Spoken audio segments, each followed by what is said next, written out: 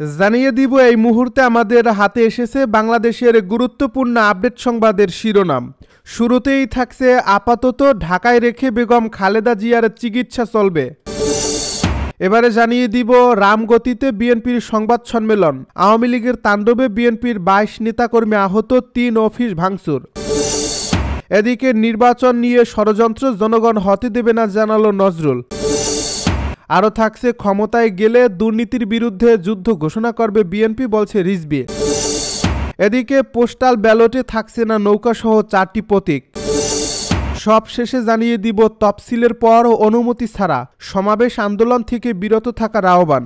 এতক্ষণ শুনছিলেন হাতে থাকা আপডেট সংবাদের শিরোনাম, এবারে বিস্তারিত। তবে তার আগে অনুরোধ রইল ভিডিওটিতে একটি লাইক এবং কমেন্ট করে জানিয়ে দিন ভিডিও সম্পর্কে আপনার মূল্যবান মতামত। আরও জানিয়ে দিন ভিডিওটি কোথা থেকে দেখছেন বা কোন জেলা থেকে দেখছেন। আপাতত ঢাকায় রেখে বেগম খালেদা জিয়ার চিকিৎসা চলবে। বিএনপির চেয়ারপারসন বেগম খালেদা জিয়ার শারীরিক অবস্থা অপরিবর্তিত থাকায় আজ লন্ডন নেওয়ার কথা থাকলেও তা হচ্ছে না। আপাতত ঢাকায় রেখেই বেগম খালেদা জিয়ার চিকিৎসা চলবে, ফলে এ নিয়ে 2 দফা পিছিয়েছে এয়ার অ্যাম্বুলেন্সের শিডিউল।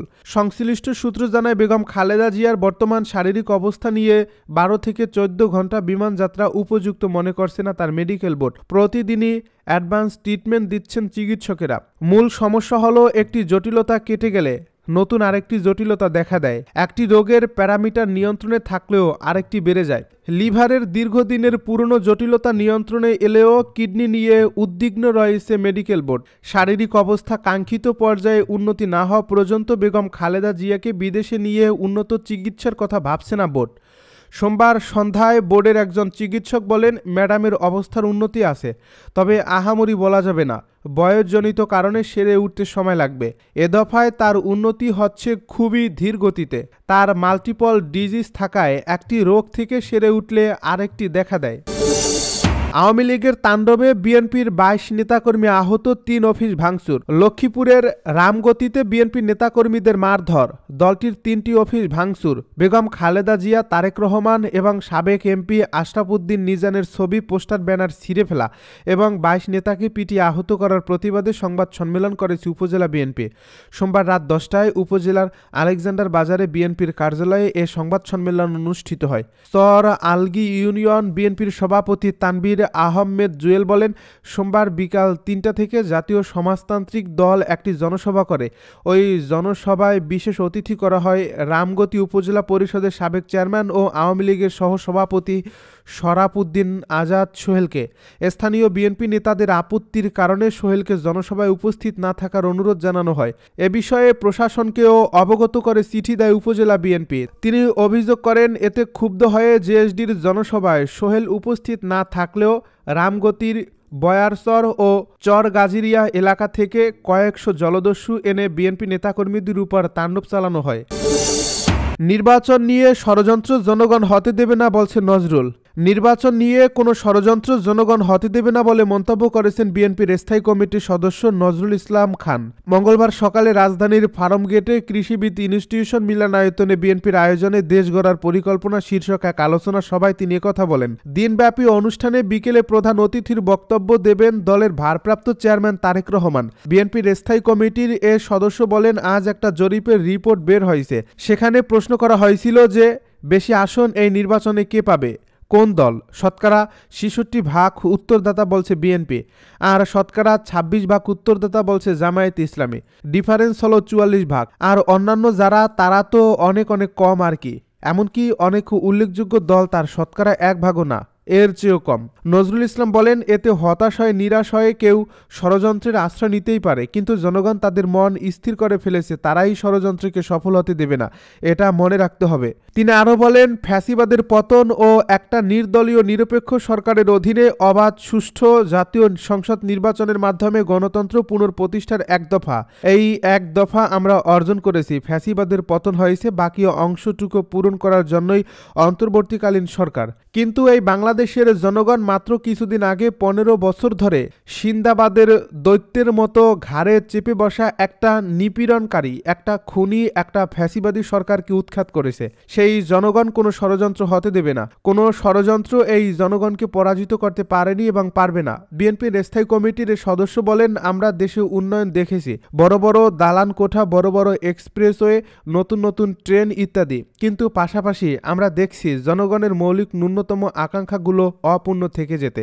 নজরুল ইসলাম বলেন, আমরা পত্রিকায় পড়েছি যে কোটিপতি উৎপাদনের দেশ হিসেবে বাংলাদেশ শীর্ষে। এদেশে জনসংখ্যার অনুপাতে সবচেয়ে বেশি কোটিপতি হয় প্রতি বছর, অথচ আমরা এটাও পড়েছি যে প্রতি বছর লাখ লাখ মানুষ দারিদ্র্যসীমার নিচে চলে যায়। ক্ষমতায় গেলে দুর্নীতির বিরুদ্ধে যুদ্ধ ঘোষণা করবে বিএনপি, বলছে রিজভী। ক্ষমতায় গেলে বিএনপি দুর্নীতির বিরুদ্ধে যুদ্ধ ঘোষণা করবে বলে মন্তব্য করেছেন দলটির সিনিয়র যুগ্ম মহাসচিব রুহুল কবির রিজভী। তিনি বলেন, বিএনপি পারবে দুর্নীতিমুক্ত সরকার গঠন করে মানুষকে ভোগান্তি থেকে মুক্তি দিতে। বিএনপির অঙ্গীকার ফাঁপা নয়। অভ্যুত্থান পরবর্তী দেশ গড়ার পরিকল্পনা নিয়ে বিএনপির 7 দিনব্যাপী আয়োজনের অংশ হিসেবে মঙ্গলবার সকালে রাজধানীর খামারবাড়ির কৃষিবিদ ইনস্টিটিউটে অনুষ্ঠিত আলোচনা সভায় এ মন্তব্য করেন তিনি। এ সময় বর্তমান সরকারের নির্বাচন নিয়ে কোনো ম্যান্ডেট না থাকলে তারা কোনো ম্যান্ডেটের জন্য কাজ করছে, এমন প্রশ্ন তোলেন রিজভী। পোস্টাল ব্যালটে থাকছে না নৌকাসহ 4টি প্রতীক। আসন্ন ত্রয়োদশ নির্বাচনে পোস্টাল ব্যালটে থাকবে না নৌকাসহ 4 প্রতীক দল বলে জানিয়েছে নির্বাচন কমিশন। মঙ্গলবার নির্বাচন কমিশনার আব্দুর রহমানের মাসুদ নিজ দপ্তরের সাংবাদিকদেরকে এ তথ্য জানান। তিনি বলেন, চূড়ান্ত পোস্টাল ব্যালটে নিষিদ্ধ বা স্থগিত কোনো দলের প্রতীক থাকবে না।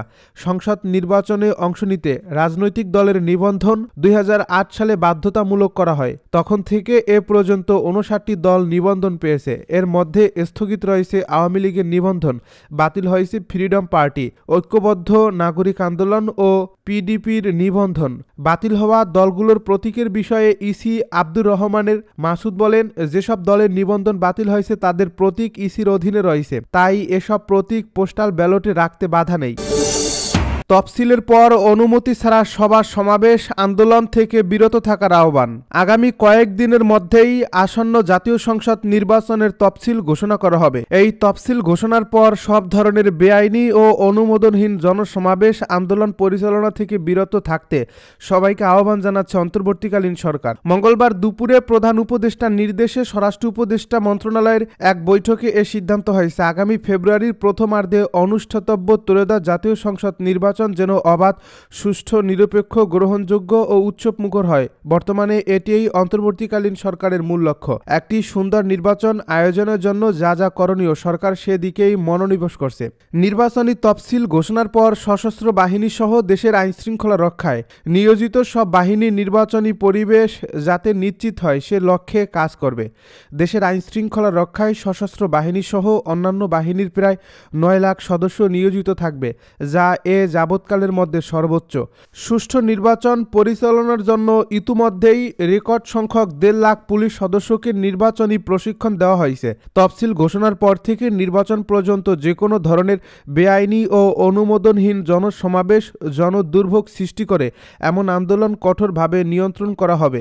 যারা বেআইনিভাবে সভা সমাবেশে অংশ নেবেন তাদের আইনের আওতায় আনা হবে। স্বরাষ্ট্র উপদেষ্টা লেফটেন্যান্ট জেনারেল অবসরপ্রাপ্ত জাহাঙ্গীর আলম চৌধুরী বলেন, আমরা জানি অনেকেরই ন্যায্য দাবি দেওয়া রয়েছে। গত 1.5 বছরে 2000-এরও বেশি আন্দোলন বিক্ষোভ সংগঠিত করে অন্তর্বর্তী সরকারের কাছে আন্দোলনকারীরা দাবি দেওয়া উপস্থাপন করেছেন।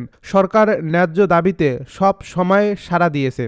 আন্দোলনকারীদের সঙ্গে আলোচনা করে সমাধানে পৌঁছাতে চেষ্টা করছে। কিন্তু আমরা এখন নির্বাচনমুখী সময়ে আছি। এ কারণে সবার যা কিছু দাবি দেওয়া আছে তা নির্বাচন পরবর্তী সরকারের কাছে উপস্থাপনের জন্য অন্তর্বর্তীকালীন সরকারের পক্ষ থেকে আহ্বান জানানো হচ্ছে। আমরা আশা করব এ সময়ের মধ্যে কেউ দাবি দেওয়া নিয়ে উত্তেজনা সৃষ্টি বা স্বাভাবিক পরিবেশ বিঘ্ন করবেন না।